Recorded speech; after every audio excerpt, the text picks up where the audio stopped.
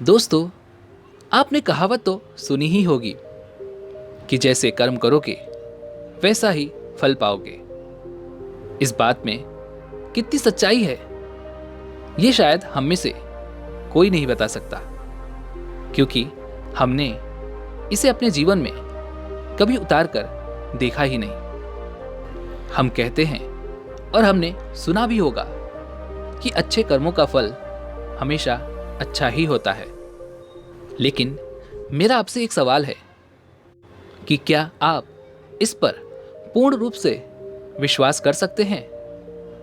लेकिन एक बार के लिए जरा ये सोचिए कि आप एक प्रयोग के माध्यम से अगर ये समझ लेते हैं कि कर्मों का फल कैसे मिलता है, तो शायद आपकी सारी शंकाएं हमेशा के लिए खत्म हो जाए। क्योंकि इंसानों को आंखों देखी बातों पर पूर्ण रूप से विश्वास बहुत जल्दी हो जाता है और हम उस पर विश्वास भी कर लेते हैं। लेकिन दूसरी तरफ अगर हमने उसे नहीं देखा है तो हम इसे अंधविश्वास ही कहेंगे। तो आज की ये कहानी हमें कुछ ऐसा ही ज्ञान देने वाली है। आज आपको ये पता चलेगा कि कर्मों का एक ऐसा विज्ञान भी है जिसे जानने के बाद आप अपने कर्मों के माध्यम से अपने जीवन में सफलता हासिल कर सकते हैं। आपका दिमाग भी यह मानने पर विवश हो जाएगा कि कर्मों का फल अवश्य मिलता है। इस कहानी को शुरू करने से पहले मेरी आप लोगों से एक छोटी सी विनती है। यदि आप हमारे चैनल पर नए हैं तो चैनल को सब्सक्राइब और घंटी बटन को जरूर दबा दीजिएगा। एक समय की बात है, किसी नगरी में एक महान बौद्ध भिक्षु रहा करते थे। वह इतने ज्ञानी थे कि उन्हें आने वाला भविष्य भी दिखाई पड़ जाता था। वैसे तो उनके कई शिष्य थे, लेकिन उनका एक शिष्य जो अभी बिल्कुल नौजवान था, और वह बौद्ध भिक्षु जो कि अब बूढ़े हो चुके थे। वह बहुत ही ध्यानी व्यक्ति थे। जब वो ध्यान करने बैठते तो 2 से 3 दिनों तक वो लगातार ध्यान में ही लीन रहा करते थे, और इसी अवस्था में वो आने वाले भविष्य को भी देख लिया करते थे। एक दिन वो बौद्ध भिक्षु ध्यान में बैठे हुए थे। तभी उन्होंने देखा कि आज से 10वें दिन बाद उनका वह युवा शिष्य मृत्यु को प्राप्त हो जाएगा। यह भविष्य देखकर वह बौद्ध भिक्षु ध्यान से बाहर आए और उन्होंने तुरंत ही अपने उस युवा शिष्य को अपने पास बुलाया और उससे बड़े ही प्रेम से कहा, भंते, मैं तुम्हें अगले 9 दिनों तक की छुट्टी दे रहा हूं। इन 9 दिनों में तुम अपने घर जाओ और वहां पर सभी के साथ रह कर आओ। तुम सभी से अच्छे से मुलाकात कर लेना, सभी को प्यार देना। शिष्य ने जब अपने गुरु के मुख से यह बातें सुनी तो वह खुशी से उछल पड़ा। उसने अपने गुरुवर से कहा, हे गुरुदेव, आपको यह कैसे पता चला कि मेरा मन अपने घर वालों से मिलने का कर रहा है? कहीं आप मुझसे मजाक तो नहीं कर रहे? उस पर वो बौद्ध भिक्षु अपने शिष्य से कहते हैं, नहीं भंते, मैं तुम्हें सच कह रहा हूं। तुम इन 9 दिनों में अपने घर पर रहकर सभी से मिलकर आ सकते हो, लेकिन मेरी बस एक बात याद रखना कि तुम्हें 10वें दिन शाम होने तक यहां पर वापस आना होगा।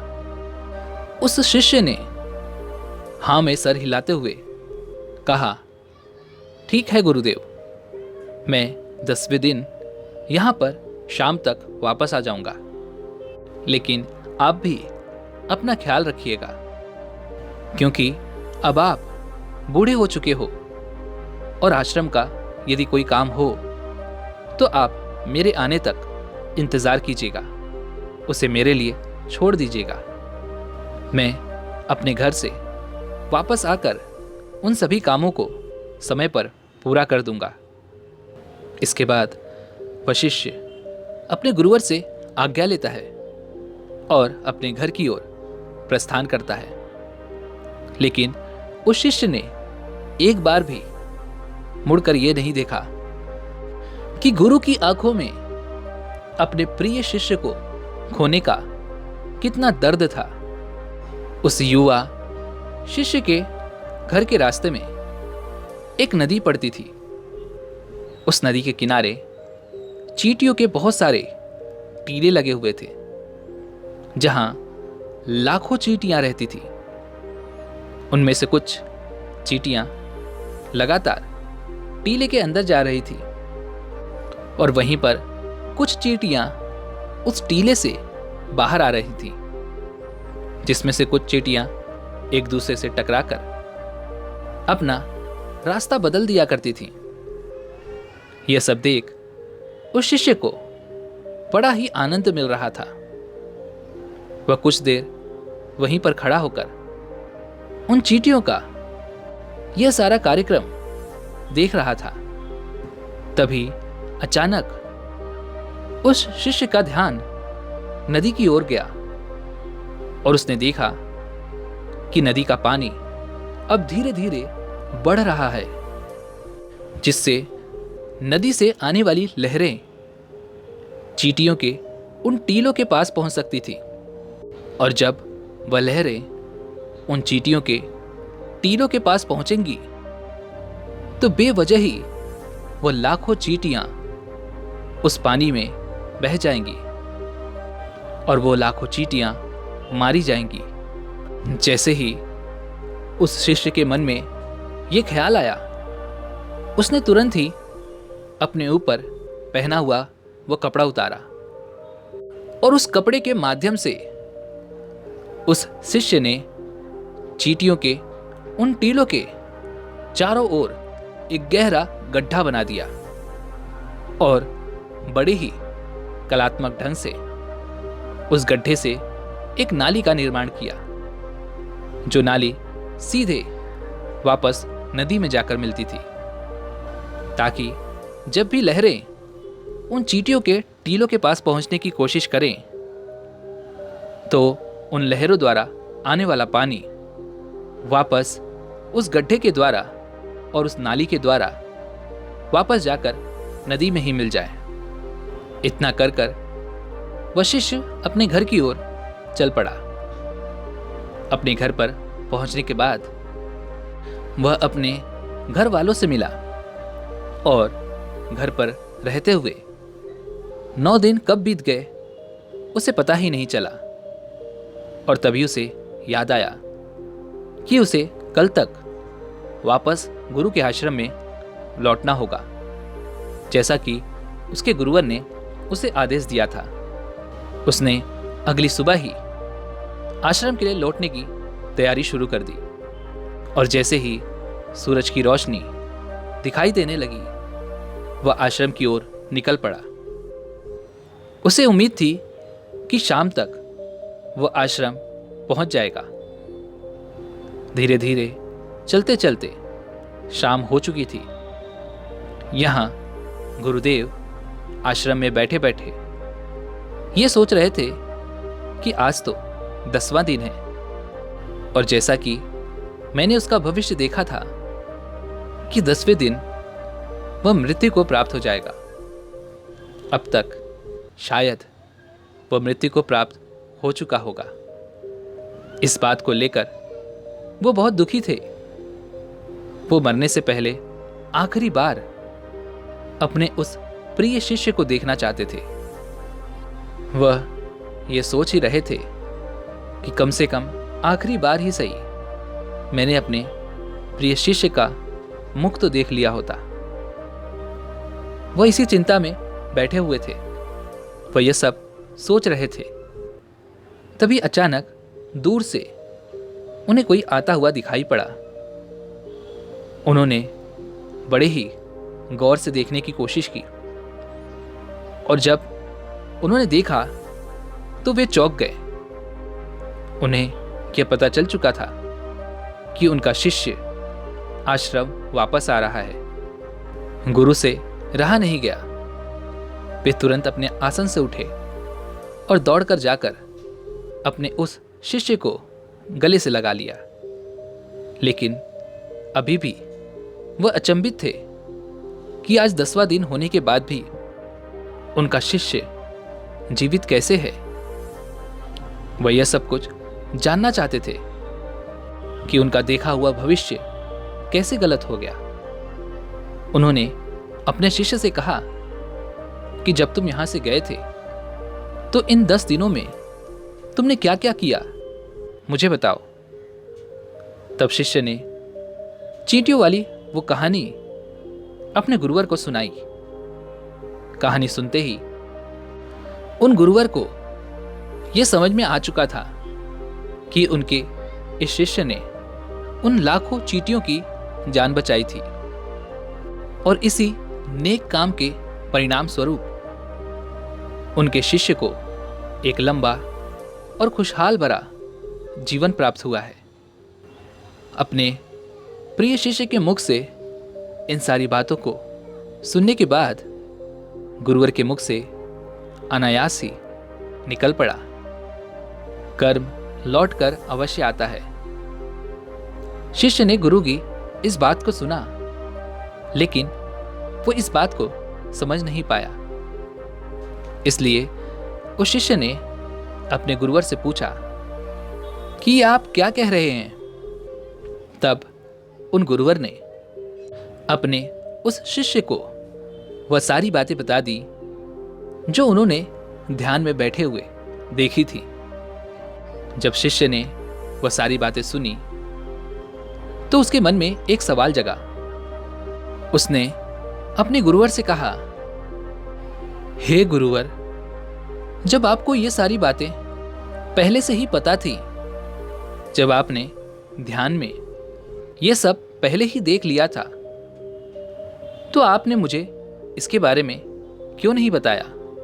जब आपको ये पता था कि कर्म इस तरह से काम करते हैं, तो आपने मुझसे पहले ही कोई अच्छा कर्म क्यों नहीं करवाया, ताकि मेरी आने वाली मृत्यु टल जाए।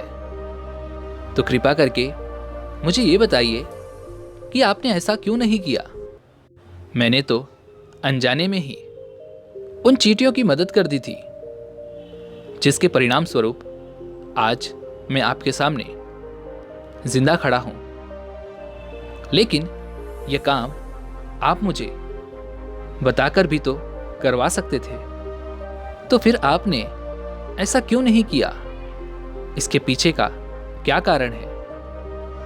अपने उस युवा शिष्य की इस बात को सुनकर वह गुरु मुस्कुराने लगे और कहते हैं कि भंते, यदि मैं तुम्हें इसके बारे में बता देता तो तुम्हारे मन में एक लालच होता और तुम अपना जीवन बचाने के लिए यह कर्म करते। लेकिन कर्म का असली अर्थ यह नहीं है, बल्कि जब हम किसी भी कर्म को बिना किसी लालच के, बिना कुछ पाने के स्वार्थ के करते हैं, उसी को असली कर्म कहा जाता है, जिसके क्रम में तुम्हारी कोई भी इच्छा जुड़ी नहीं होती। ऐसे काम बिना किसी इच्छा के किए जाते हैं और ऐसे ही कर्म फलीभूत होते हैं और इन्हीं को असली कर्म कहा जाता है। यदि मैं तुम्हें इसी कर्म को तुम्हारी मृत्यु को टालने के लिए करवाता, तो तुम्हारे अंदर यह लालच होता कि इस कर्म को करने के बाद तुम्हारी मृत्यु टल जाएगी। तुम अपनी जान बचाने के मकसद से इस कार्य को करते, और तुम जब इस मकसद को पाने के लिए करते तो इसमें तुम्हारा लालच भी जुड़ा होता, जिसके परिणाम स्वरूप तुम्हें उस कर्म का पूरा लाभ नहीं मिलता। हम इंसानों के कर्मों का एक बहुत ही छोटा सा सिद्धांत है कि किसी भी कर्म को यदि आप बिना लालच के, बिना स्वार्थ के करते हैं तो वही असली कर्म कहलाता है। अर्थात आप किसी भी कर्म को पूरा मन लगाकर कीजिए, लेकिन उसके बदले में यह मत सोचिए कि उसका परिणाम क्या होगा, इसका फल हमें क्या मिलने वाला है। तुमने देखा होगा कि अक्सर जब कोई व्यक्ति दान करता है तो उसके साथ उसका मन भी जुड़ा होता है। वह दान करते वक्त यह सोच रहा होता है कि यदि मैं आज दान करूंगा तो भगवान मेरे साथ अवश्य ही अच्छा करेंगे, मुझे अच्छे फल मिलेंगे। और इसी तरह वह जिंदगी में बहुत सारे कर्म इसी तरीके से करता है, जिसके परिणाम स्वरूप हमें उस कर्म का पूरा लाभ नहीं मिल पाता और बाद में हम यह सोचते हैं कि हमने तो अच्छे कर्म किए थे, लेकिन उन कर्मों का कोई फायदा हमें नहीं मिला। कर्मों का सिद्धांत एक मिथ्या है, झूठ है। जरा आप खुद एक बार के लिए सोचिए, जब आप किसी मंदिर में जाते हैं तो आपके मन में कुछ न कुछ पाने की इच्छा अवश्य रहती है। आप सोचते हैं कि यदि मैं आज भगवान के सामने हाथ जोड़कर यह मांग लूंगा तो मुझे वो अवश्य मिलेगा। आज मैं भगवान की पूजा करूंगा तो इसका फल मुझे अवश्य ही अच्छा मिलेगा। जब आप मंदिर के अंदर जाते हैं, प्रार्थना करते हैं, अपने दोनों हाथ जोड़ते हैं, आंखें बंद करके भगवान को ध्यान करने की बजाय आप अपने मन में उन इच्छाओं का ध्यान रखते हैं, तो क्या आपकी यह प्रार्थना स्वीकार होती है? नहीं, क्योंकि प्रार्थना तो वही स्वीकार होती है जो मौन रूप से की जाती है, जिसमें आपके मन में कोई भी इच्छा ना हो। आप उस समय केवल पूरे मन से भगवान को धन्यवाद करते हैं उन सभी चीजों के लिए जो आज तक आपको भगवान ने दी हैं, और वो भी बिना किसी स्वार्थ के। ऐसी ही प्रार्थनाएं स्वीकार होती हैं। जब आप मंदिर में जाएं तो आपको एक भिखारी नहीं बल्कि एक राजा की तरह जाना चाहिए, ताकि आपके पास, आपके मन को यह लगे कि आपके पास वो सब कुछ है जो आपको भगवान ने दिया है, और उसके लिए आपको भगवान का धन्यवाद करना चाहिए। तभी आपकी प्रार्थना स्वीकार होगी। लेकिन ऐसा करना भी थोड़ा सा मुश्किल है, क्योंकि जब भी हम कोई भी काम करने की कोशिश करते हैं तो सबसे पहले हमारे मन में उसके फल की चिंता अवश्य होती है। आपके मन में यह सवाल भी अवश्य आएगा कि मैं ऐसा क्या काम करूं जिससे मैं अपना मनचाहा फल प्राप्त कर सकूं। इसलिए जब भी आप भगवान को ध्यान कर रहे हों तो अपने मन में कोई इच्छा ना रखें। अपने मन को मौन बनाने की कोशिश करें, अपने मन को शांत बनाएं और वर्तमान में रहकर बिना भविष्य की चिंता किए बस कर्म करते जाइए। पर याद रखिएगा कि उस कर्म को करने के पीछे आपका उद्देश्य अच्छा होना चाहिए। उसका फल आपको अवश्य ही अच्छा मिलेगा। और हाँ, ये भी याद जरूर रखिएगा कि यदि आप फल के बारे में ही सोचते रहते हैं तो आप एक न एक दिन गलत दिशा में फंस ही जाएंगे। हो सकता है कि आपके मन में अब ये सवाल आ रहा हो कि कोई दूसरा व्यक्ति आपका बुरा चाहता है। तो दोस्तों, यहाँ पर भागवत गीता में भगवान श्री कृष्ण ने कहा है कि कोई हमारा बुरा करना चाहता है तो ये उसके कर्मों में लिखा जाएगा। हम क्यों भला किसी का बुरा सोचकर अपने कर्म और अपने वक्त को खराब करें। अर्थात जो भी कर्म उसने किए हैं उसकी सजा उसे मिलेगी। आप अच्छी सोच रखिए, अच्छा उद्देश्य रखिए और अपने कर्म को करते जाइए, क्योंकि दोस्तों कर्म ही वो फसल है जिसे इंसान को हर हालत में काटना ही पड़ता है। इसलिए हमेशा अच्छे बीज बोएं ताकि फसल भी अच्छी हो। उम्मीद है कि आपने आज की इस वीडियो से ज़रूर कुछ न कुछ सीखा होगा। तो आज की इस वीडियो को लाइक और अपने दोस्तों के साथ शेयर ज़रूर कीजिएगा और हमें ऐसे ही सपोर्ट करने के लिए चैनल को सब्सक्राइब और घंटी बटन को ज़रूर दबा दीजिएगा। चलिए मिलते हैं ऐसी ही एक और वीडियो में, तब तक के लिए अपना ख्याल रखें। धन्यवाद।